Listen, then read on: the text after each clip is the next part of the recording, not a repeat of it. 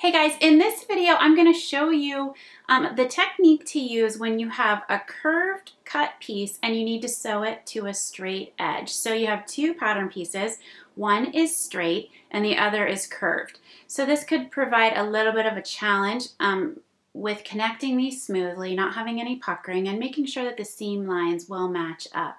A lot of times it seems like the pieces won't line up because the inner seam allowance cut line on the curve is actually shorter than the cut straight piece. But if you snip into that seam allowance, it allows that piece to open up flat, and then your actual stitching lines do match up.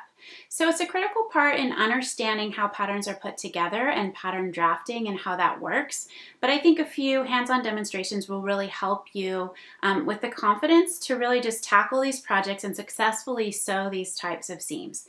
All right, let's jump in. So in this example, I have a skirt sitting here. This is that top line of the skirt that is connecting to a yoke piece which has a very gentle curve.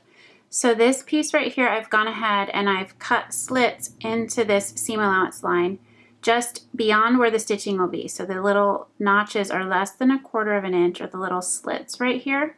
And that allows me to carefully turn that seam slightly. And as I'm sewing that down to that piece, it isn't stretching the fabric at all, but it's actually allowing that to lay flat beyond the stitching line. So it will stitch and connect those two pieces, but the seam allowance up here has spread to accommodate those two pieces lining up.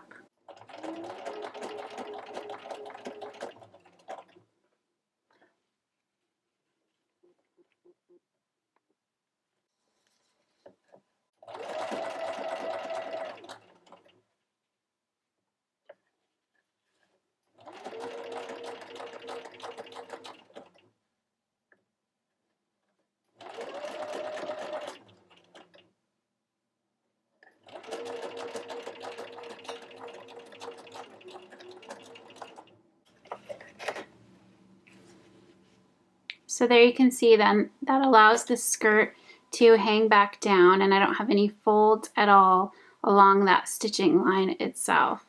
But that seam allowance, you can see, is spread apart up there, and the notches spread apart, allowing those to lie flat.